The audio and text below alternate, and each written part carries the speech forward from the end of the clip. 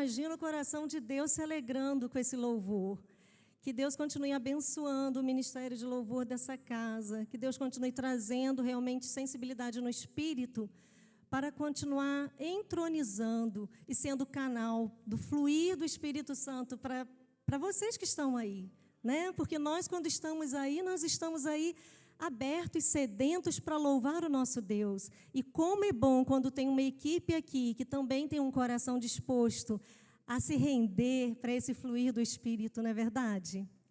Eu quero agradecer desde já a oportunidade de estar aqui com vocês. Obrigada pelo convite. É uma honra poder estar aqui. E eu creio que Deus vai falar ao nosso coração nessa noite. Ao nosso, porque Ele já começou falando no meu, durante todos esses dias. E eu tenho certeza que Ele vai falar ao coração de cada um nessa noite. Amém? O tema, como a nossa irmã já falou, pelas suas feridas fomos curados. Eu vou falar também um pouquinho de 1 Pedro 2, 24, mas não agora. Agora eu quero que vocês abram lá em Marcos 5, nós vamos ler do 25 até o 24. Eu vou estar lendo no meu celular, simplesmente pela linguagem, ser uma linguagem mais fácil de compreensão. Mas, se tiver muito difícil para vocês acompanharem, vocês me falam que eu vou para a Bíblia escrita, tá bom?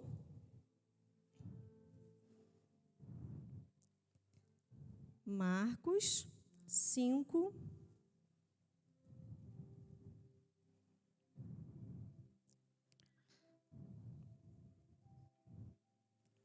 Versículo 25.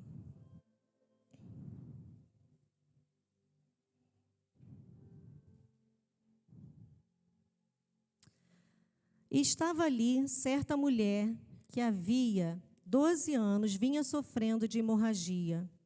Ela padecera muito sob o cuidado de vários médicos e gastara tudo o que tinha, mas em vez de melhorar, piorava.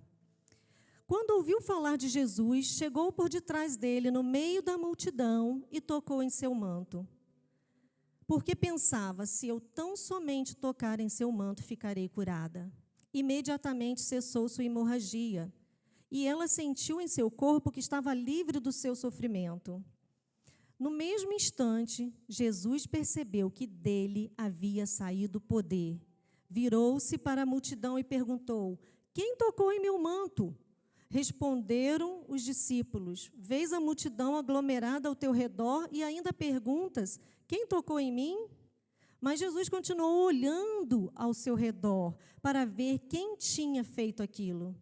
Então a mulher, sabendo o que lhe tinha acontecido, aproximou-se, prostrou-se aos seus pés e, tremendo de medo, contou-lhe toda a verdade. Então ele lhe disse: filha, a tua fé a curou. Vá em paz e fique livre do teu sofrimento. Vamos orar. Senhor, nós colocamos, Pai, em Tuas mãos esse momento tão precioso da Tua palavra. Que o Senhor possa vir e falar conosco. Nós desejamos Te ouvir, que não seja a voz do homem, mas a voz de Deus nesse lugar. Desejamos ardentemente, Pai, Te conhecer mais e aprender mais de Ti, Senhor. Em nome de Jesus. Amém. Podem sentar.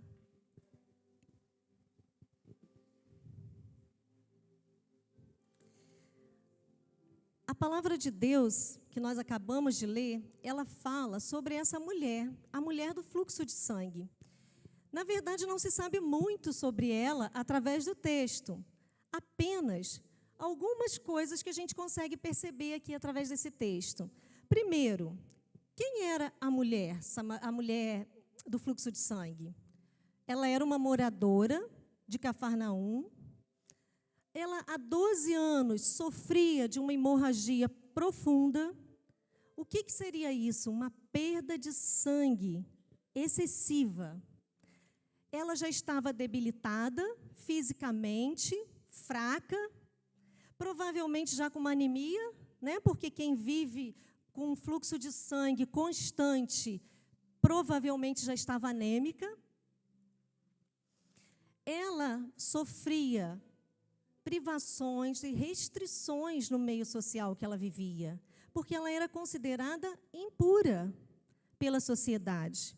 Imagina só, aquela mulher não podia, ela não tinha essa liberdade que nós temos hoje. Ela não podia estar no templo louvando ao Senhor, porque ela era considerada impura.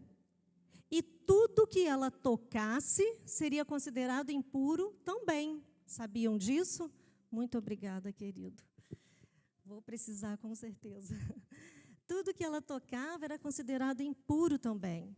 A lei levítica, ela tinha esse costume. As mulheres, quando estavam no período menstrual delas, já era considerada suja. Aonde ela sentasse era considerado impuro. Imagina essa mulher. Essa mulher vivia 12 anos sofrendo desse mal. Ela gastou tudo que tinha, como nós lemos aqui, com os médicos da época. Mas teve resultado? Não. A Bíblia diz que, infelizmente, tudo que ela tinha, ela gastou. E nada ela conseguiu.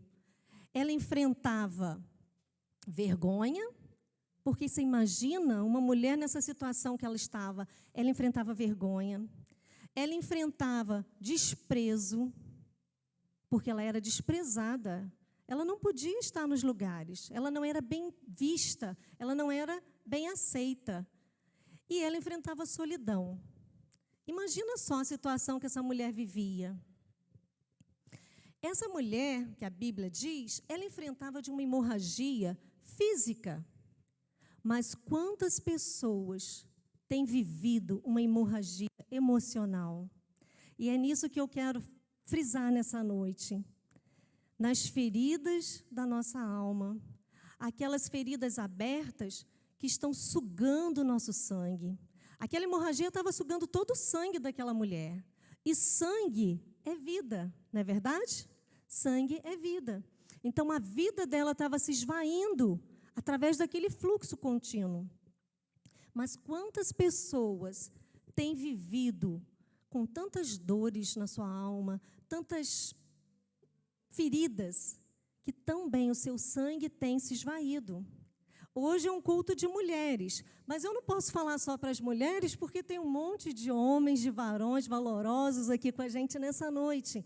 Então, que o Senhor possa ministrar o teu coração, que essa palavra seja para você também, varão, tá bom? Não é porque só as mulheres têm mais sensibilidade, talvez sejamos mais frágeis, que as feridas emocionais só afetam as mulheres, não. Quantos homens também têm sofrido com feridas emocionais? Quantos homens também têm sofrido como essa mulher, com desprezo, com abandono, com solidão? E hoje, eu quero que a gente comece a analisar cada ponto que envolvia a vida dessa mulher.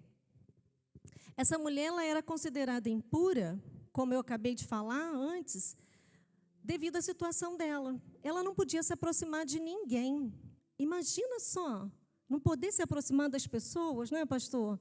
Que coisa difícil. A gente que ficou aí 2 anos no período de pandemia, sem poder ter muito contato, pelo menos nos primeiros momentos, né? Nós ficamos, se eu não me engano, 15 dias sem ver meus pais, porque a gente tinha tanta preocupação com eles, e aquilo já foi horrível, não ficar 15 dias sem ver meus pais. Imagina essa mulher, gente, 12 anos. Não foi um dia, não foi uma semana, não foram 2 anos, igual nós ficamos com restrições por causa da pandemia. Foram 12 anos que ela foi privada de contato com os irmãos lá da sinagoga, do templo. Foi privada de ter contato com seus familiares, de ter contato com qualquer pessoa. Essa mulher não podia se relacionar com ninguém. Ela não tinha relacionamento. Imagino eu que ela não tinha nem como ter namorado, casamento, né? Porque quem ia querer se aproximar, sabendo que a pessoa era impura? A gente hoje, mesmo na nossa situação, vocês iam se aproximar, quando vocês sabiam que a pessoa estava com Covid, vocês iam se aproximar? Não, né? A gente queria mais é ficar bem longe. Meu Deus, que no início, então, era terrível, né? Que passava uma coisa na nossa cabeça que a gente achava que, de repente, todo mundo ia morrer. Então, ninguém queria contato com ninguém contaminado. Você imagina essa mulher? Eu fico me colocando na situação dela, gente. Como essa mulher conseguiu viver 12 anos? Meu Deus, quanta tristeza envolvia essa mulher. Ela era desprezada pela sociedade. Ninguém queria chegar perto dela, não. Você imagina se ela ia ter amigos? Vizinhos, nem pensar. Todo mundo, fugindo dela. Por quê? Porque senão a pessoa também ia ser considerada impura, também ia ser considerada imunda. A lei era tão rígida que aonde ela sentava, ninguém mais podia sentar. Era sujo, era imundo. Aonde ela deitasse, a cama dela era considerada impura. As roupas dela eram consideradas impuras. Então, ninguém queria se aproximar de uma mulher assim. O que isso trouxe na vida dela? Com certeza, a solidão. Eu imagino que ela era uma mulher muito só. Porque se ela não podia ter relacionamento com ninguém, se ela não podia ter uma vida social, se ela não podia frequentar o templo, eu imagino que ela era uma mulher muito solitária. E hoje, quantos não têm passado por isso também?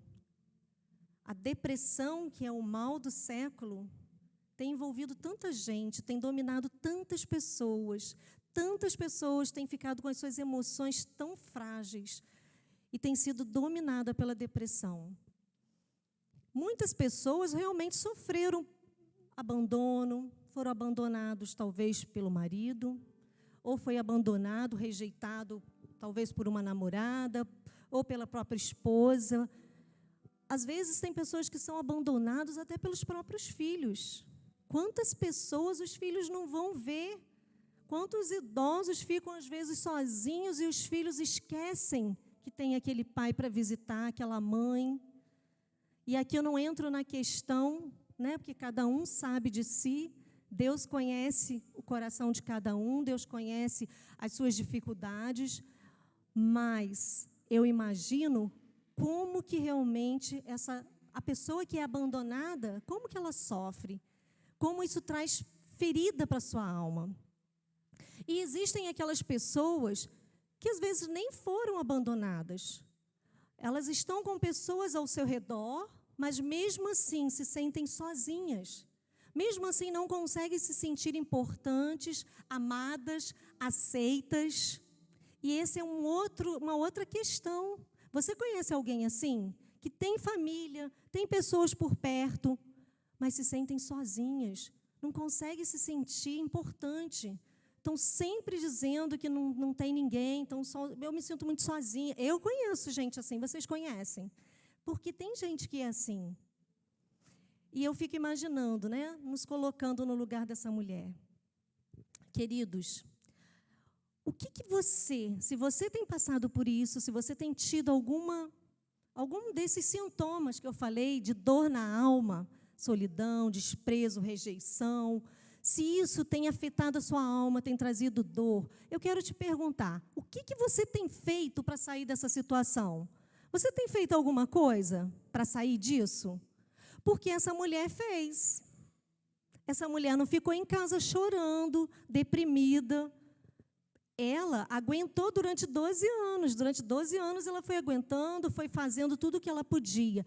Mas, quando ela soube que existia alguém que estava passando por ali, que tinha a solução para o problema dela, o que ela fez? Ela ficou em casa esperando. Ai, tomara que Jesus venha aqui, tomara que Jesus lembre de mim. Ai, meu Deus, como que eu vou fazer? Não adianta, porque ninguém vai querer falar comigo. Eu queria pedir para Jesus vir aqui orar comigo. Porque tem muita gente assim, não tem? Às vezes a pessoa está lá, debilitada. Ai, podia vir um irmão aqui orar comigo. Nossa, não vem ninguém orar comigo. Como que eu estou mal? E às vezes está mesmo. E às vezes precisamos ir lá orar sim. Mas, em alguns momentos, nós precisamos ter atitude, fazermos alguma coisa. Como essa mulher fez? Gente, eu imagino o que não passou pela cabeça dela. Ela teve que enfrentar uma multidão, sabendo que ela podia arrumar um tumulto sério para a vida dela. Porque ela podia ter sido rejeitada e podiam ter mandado ela embora dali, sai daqui que você é imunda, você não pode ficar aqui. Mas ela talvez tenha passado os medos, os temores, mas ela agiu. Ela falou assim, não, eu vou agir, eu vou fazer alguma coisa, é a minha chance de ouro, É hoje. É hoje que eu vou fazer alguma coisa. E ela pegou e teve atitude. Ela se expôs à humilhação quando ela resolveu ir ao encontro de Jesus. Ela poderia ter arrumado desculpas para não ter ido, mas ela foi.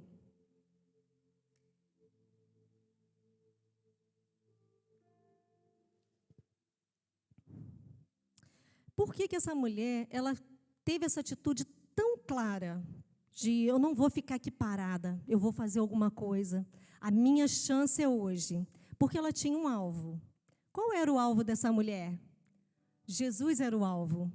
Ela tinha muito certo na mente dela que ela precisava chegar até Jesus. E ela correu atrás da chance que ela tinha. Ela enfrentou aquela multidão e foi. Eu quero que vocês abram comigo em Filipenses 3.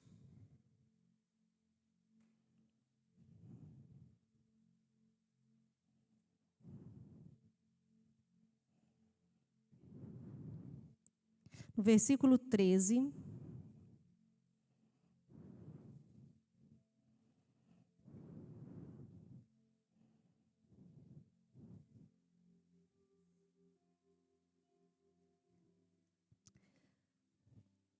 Irmãos, não penso que eu mesmo já o tenha alcançado, mas uma coisa faço, esquecendo-me das coisas que ficaram para trás e avançando para as que estão diante, prossigo para o alvo, a fim de ganhar o prêmio do chamado celestial de Deus em Cristo Jesus. Aleluias. Eu prossigo para o alvo. Essa mulher tinha um alvo. Esse alvo foi o que motivou ela a sair de casa, se arrastando porque ela era fraca, ela tinha um alvo. Nós precisamos ter um alvo na nossa vida, amém? Precisamos ter um alvo. Precisamos enfrentar a multidão como essa mulher enfrentou. Enfrentar a multidão nem sempre é fácil, não é verdade? Aqui nós temos muitos jovens também, e os jovens sabem como é difícil enfrentar a multidão. Ontem nós estávamos conversando um pouco com os nossos filhos e a gente estava falando sobre isso. Porque existem tantas coisas que a multidão fala, tantas frases, tantas palavras, tantas expressões, principalmente a multidão jovem, mas que não cabe a nós seguir essa multidão, porque nós somos diferentes, né? Não é isso? Nós somos diferentes, nós temos um alvo. Nós não estamos aqui nessa terra para ficar nessa terra. Nós estamos aqui de passagem. Isso tem que estar muito claro na nossa mente, na nossa cabeça. Isso aqui é passageiro. Nós temos uma morada eterna. Aleluia por isso. Glória a Deus por isso. Nós não estamos aqui, não precisamos criar raízes nessa terra. E por isso, nós temos que ter cuidado com a multidão. Porque a multidão vai sempre tentar te atrapalhar de alcançar o seu alvo. Seja em que sentido for. Você está decidido a fazer um curso, você quer muito fazer aquele curso, você chega no trabalho, você comenta, daqui a pouco vem alguém te desanimar. Ah, não sei, você acha, esse curso aí não dá dinheiro não. Isso aí, você vai fazer isso, mas isso, ninguém ganha dinheiro fazendo isso. Sempre vai ter gente para falar alguma coisa negativa, para te tirar do alvo. Quando se trata do reino de Deus, então, meu Deus, piorou. Mas se você está incomodando quem está ao seu redor, isso é muito bom, porque significa que você não está sendo um deles. Significa que se você está incomodando, porque quando a gente está muito queridinho na multidão, tem algo errado. É sinal que nós estamos muito parecidos com a multidão. E esse não é o propósito de Deus para as nossas vidas. Deus nos colocou nesse mundo para fazermos diferença, para sermos luz, para fazermos diferença, para sermos sal. Se a gente não tiver sabor, a gente vai ser só mais um no meio da multidão. Nós precisamos ter sabor. Nós precisamos exalar o perfume de Cristo. Não é bom quando você está aí do lado do seu irmão, que seu irmão está cheirosinho? Coisa boa, né? E é isso aí, nós precisamos ter o perfume de Cristo, exalando esse perfume onde quer que nós estejamos. Então, não dê ouvido à multidão. Não ouça a voz negativa das pessoas ao seu redor, para você não perder o alvo. Vamos abrir lá em Eclesiastes 7.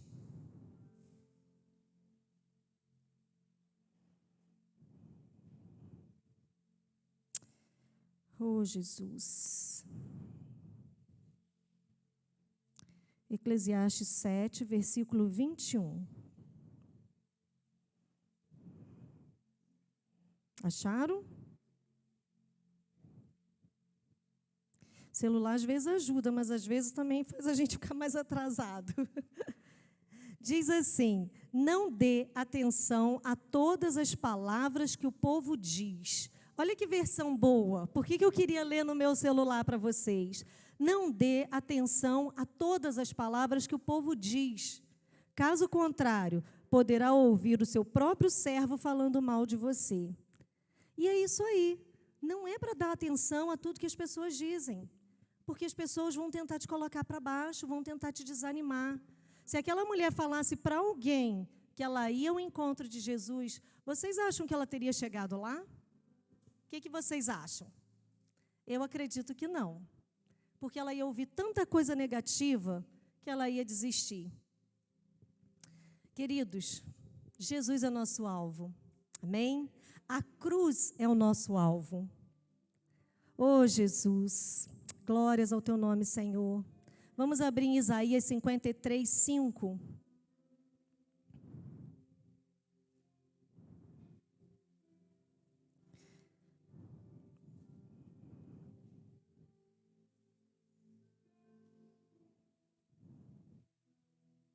Tem gente que sabe esse versículo já de cor. Isaías 53, versículo 5.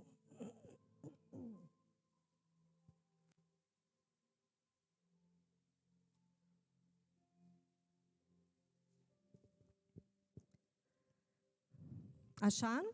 Amém?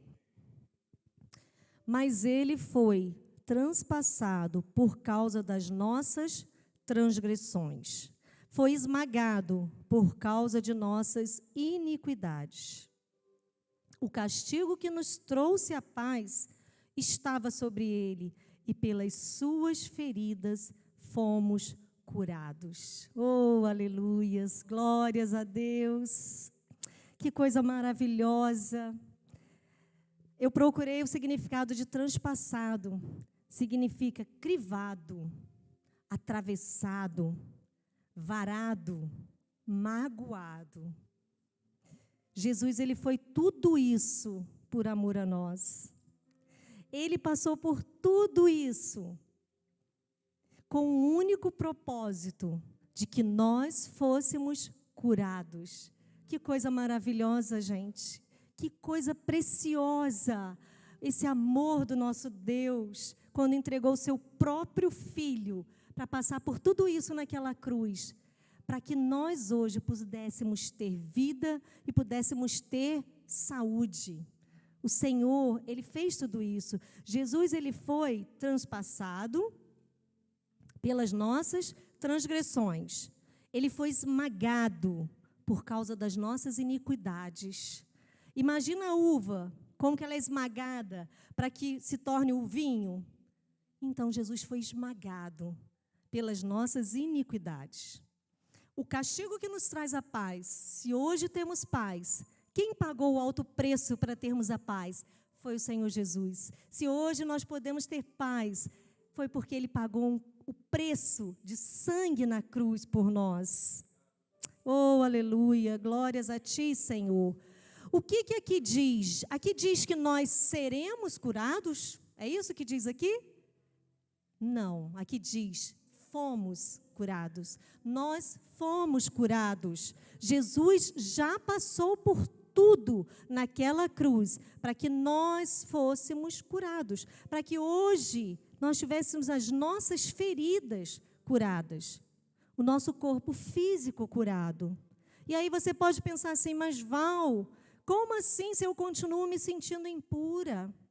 Eu continuo me sentindo desprezado, sozinho, magoado.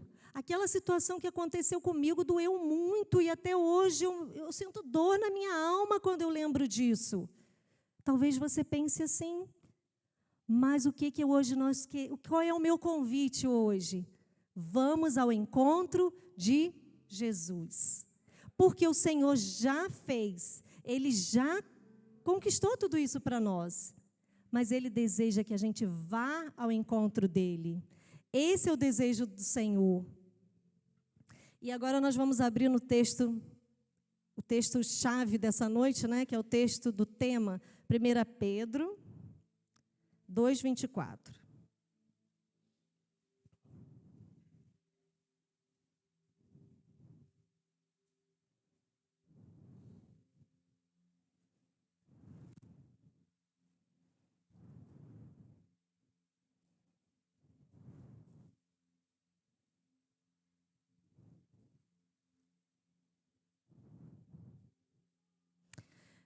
E Ele mesmo levou em seu corpo os nossos pecados sobre o madeiro, a fim de que morrêssemos para os pecados e vivêssemos para a justiça.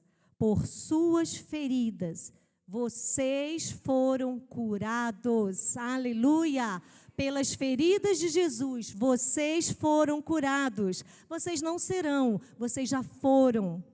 Aleluia por isso. O Senhor já nos garantiu essa cura para as nossas feridas, para as nossas emoções. Eu quero que vocês abram comigo também lá no Salmo 51. O Salmo 51 foi um salmo escrito por Davi. Davi, ele foi considerado o homem segundo o coração de Deus. Mas Davi já fez muita coisa errada na vida, gente. Davi já fez muita coisa que entristeceu o coração do Senhor. E talvez hoje você esteja aqui pensando assim, poxa vida, mas eu já fiz tanta coisa que entristeceu o coração do Senhor. Eu já fiz tanta coisa errada. Eu já traí, eu mentia, eu era falso, desonesto. Mas o Senhor não está preocupado com o que você foi. O que você foi já passou. Já aconteceu, o Senhor já te perdoou.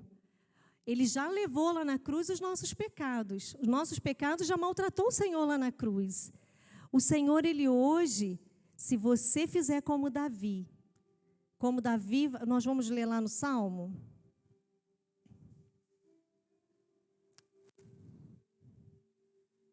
Eu pedi para vocês abrirem, mas eu mesmo não abri. Salmo 51.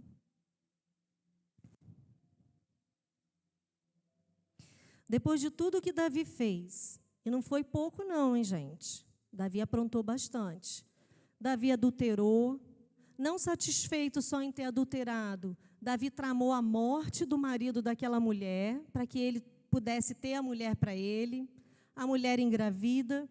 Depois o que acontece? O filho que ela gerou de Davi vem a falecer, e assim foi. E várias outras coisas. E aí, quando Davi caiu em si, quando ele foi confrontado pelo Senhor, ele disse: tem misericórdia de mim, ó Deus, por teu amor, por tua grande compaixão, apaga as minhas transgressões, lava-me de toda a minha culpa e purifica-me do meu pecado, pois eu mesmo reconheço as minhas transgressões, e o meu pecado sempre me persegue. Contra ti, contra ti pequei e fiz o que tu reprovas, de modo que justa é a tua sentença e tens razão em condenar-me. Sei que sou pecador. Já li até demais. Está ótimo até aqui. Davi, ele reconhece o pecado dele aqui. E ele se humilha, ele se arrepende. E essa é a chave para a cura. Porque quando Davi se arrependeu do seu pecado, quando ele reconheceu o quão miserável ele era, o Senhor, ele veio e perdoou o seu pecado.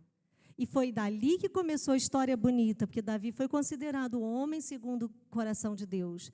Porque a palavra do Senhor nos diz que é um coração contrito e quebrantado, o Senhor não despreza. Amém? Outro exemplo também que eu queria trazer para vocês, de pessoa transformada e curada, foi Jó. Jó 42.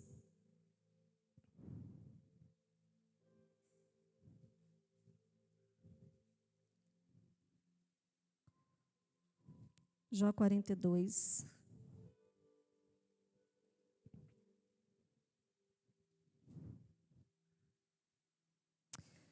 Quando a gente chega no capítulo 42 de Jó, é maravilhoso, porque a gente já vê logo o resultado final da história de Jó, né? Mas eu imagino Jó passando por tudo o que ele passou, porque é muito duro. Eu tenho que confessar para vocês uma coisa. Teve uma época da minha vida que eu tinha muito medo da história de Jó. Eu tinha medo que isso acontecesse comigo. E eu ficava assim, eu não gostava. Teve uma época que foi o boom do momento, aquela música de Jó, né? Que fala de Jó, esqueci agora. Como que é mesmo, amor? A história de Jó, a música que fala. Isso aí. E eu não gostava nem de cantar. Eu tinha medo de cantar a música de Jó. Porque eu falava assim, meu Deus, se isso acontece comigo, vocês já passaram por isso? Só eu que tenho essas coisas meio assim, gente. Mas aí eu passei pelo momento em que meu marido quase morreu. E quando eu passei por aquilo tudo, que ele foi quase tirado de mim, eu não tinha mais emprego. Eu já contei para vocês um pouco da outra vez que nós estivemos aqui, né? Eu não estava mais trabalhando, meu marido doente, e enfim, eu não tinha mais nada. Graças a Deus eu fiquei com a minha saúde. Deus me preservou a saúde. Mas eu passei um deserto. E eu falava assim, meu Deus, eu tinha tanto medo de cantar a música de Jó, a história, de ler a história de Jó, e olha o que está acontecendo comigo. Mas quando a gente chega no capítulo final de Jó, oh maravilha, que bênção, porque eu acredito que depois de tudo que aconteceu, quando Jó tomou a posição ali na vida dele, quando ele se humilhou, porque Jó passou por aquilo tudo, ele questionava algumas coisas. Mas Jó era um homem justo. Jó era diferente de Davi, porque Jó era justo. Mas ele dava umas questionadas. Se você ler cada capítulo lá, em alguns momentos ele questionava, ele reclamava um pouco com Deus de algumas coisas. Mas no final, Jó reconheceu. E eu acho tão lindo quando ele diz assim, no versículo 2, sei que podes fazer todas as coisas, nenhum dos teus planos pode ser frustrado. Tu perguntaste, quem é esse que obscurece o meu conselho sem conhecimento? Certo é que falei de coisas que eu não entendia, coisas tão maravilhosas que eu não poderia saber. Tu disseste, agora escute e eu falarei. Vou fazer perguntas e você me responderá. Meus ouvidos já tinham ouvido a teu respeito, mas agora os meus olhos te viram. Olha que coisa mais linda, gente. A outra versão da Bíblia diz assim, antes eu te conhecia de ouvir falar, mas agora os meus olhos te veem. Que coisa mais profunda. Jó passou por aquilo tudo, mas quando ele chegou lá no final, ele pôde dizer isso, antes eu te conhecia de ouvir falar, mas agora eu ando contigo, agora os meus olhos te veem. E eu te confesso que depois de tudo que eu passei, eu posso falar que hoje eu posso andar com o Senhor. Hoje eu não conheço mais o Senhor de ouvir falar. E olha que eu cresci no Evangelho. Eu ouvi falar do Senhor muito tempo. E sempre fui temente ao Senhor como Jó. Mas não tão pura talvez como Jó. Também já fiz algumas coisas que desagradaram ao Senhor como Davi. Já errei também, mas quando a gente erra e fica lá no passado, sabe o que Deus faz? Deus usa o teu passado, quando você tem uma ferida e ela cicatriza. Eu tenho uma ferida aqui de queimado, talvez vocês não conseguem ver. Isso aqui é uma marca que eu trago. Eu não sinto mais dor nessa ferida, nessa marca, mas quando queimei, doía muito, muito mesmo. Que dor terrível, quem já se queimou e sabe. Hoje, ela não dói, é só uma cicatriz. E o nosso passado, aquilo que fizemos, aquilo que aconteceu, hoje, ele é uma cicatriz. E por que Deus permite? Por que aconteceu isso? Porque hoje o Senhor quer que quando você olhar para a marca, você lembra que Ele te tirou da lama, que Ele fez algo incrível na tua vida, que Ele fez um milagre na tua vida. Quando eu olho para o meu marido, eu lembro que o Senhor fez um milagre na vida dele. Nós temos um amigo que chama ele de milagre ambulante. Então, o Senhor, Ele deixa marcas na nossa vida, para que a gente nunca se esqueça do que Deus fez. E qual o propósito disso tudo? É ajudar outras pessoas. O nosso propósito é servir outras pessoas. A sua história não é para você se envergonhar dela. A sua história é para que você possa usar a tua história para ajudar outro que esteja passando pela mesma coisa. Porque quando você fala de algo que já doeu em você, você fala com propriedade. Não é verdade, pastor? Quando a gente fala de algo que nós já passamos, a gente fala com propriedade. Quem já passou crise financeira, quando vai aconselhar alguém, sabe o que é uma crise financeira. Quando você vê um irmão passando aperto financeiro, necessidade, você já passou, você se compadece. Você tem vontade de ir no mercado comprar uma cesta de compras para ele e levar lá com alegria no coração. Porque você sabe o quanto isso é importante, porque você já viveu isso. E é isso que Deus quer. Ele quer que a gente use as nossas marcas para abençoar outras vidas. O que é uma ferida? A ferida, ela é quando acontece a perda da integridade na pele. Existe o quê? Uma separação, uma ruptura, uma desconexão. E é isso que é uma ferida. A ferida, ela se abre ali porque ela desconectou da parte saudável. E para que se possa suturar uma ferida, os dois lados têm que estar, claro, né, ferido. E aí vai suturar essa ferida, certo? Foi isso que Jesus fez por nós. Ele se feriu na cruz. Porque se ele não tivesse se ferido na cruz, hoje nós não estaríamos reconectados com Deus. O Senhor, ele se feriu na cruz do Calvário, para que hoje nós pudéssemos estar conectados, para que a nossa comunhão com Deus, ela voltasse. Nós, na verdade, já nascemos separados de Deus. A verdade, a primeira rejeição que a gente sofre é lá no parto. Já parou para pensar isso? A primeira rejeição é no parto, porque o parto, ele impulsiona aquele neném para fora. E ele já chega ali, gente, que mundo é esse? O que é isso? O que está acontecendo? Por que eu não posso ficar lá dentro? Estava tão bom, tão quentinho, tão gostoso. Já foi o primeiro passo ali de rejeição. Mas quando a criança vem ao mundo, cabe aos pais irem fazendo o quê? Moldando, dando amor, dando carinho, para que ele vá entendendo que ele tem alguém ali que vai amar muito a vida dele. E nós, na verdade, nós só somos curados quando alguém maior do que aquele que nos rejeitou nos aceita. E Jesus nos aceitou. Ele nos aceitou do jeito que nós estávamos.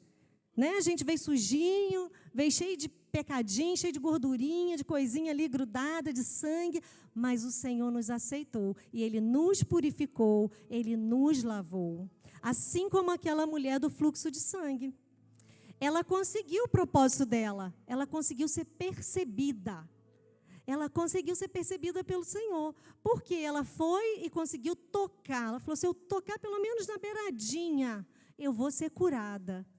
Só que ela também não imaginava que ela ia ser o centro das atenções ali. Porque o Senhor percebeu que saiu o poder dele, e aí ele quis saber, espera lá, quem está me tocando? E aí os discípulos falam, Senhor, tem tanta gente aqui te apertando, e o Senhor quer saber quem te tocou. Mas ele sabia que alguém especial tinha tocado ele. Oh, glória a Deus, você é muito especial, querido. E o Senhor quer que você toque nas vestes dele nessa noite.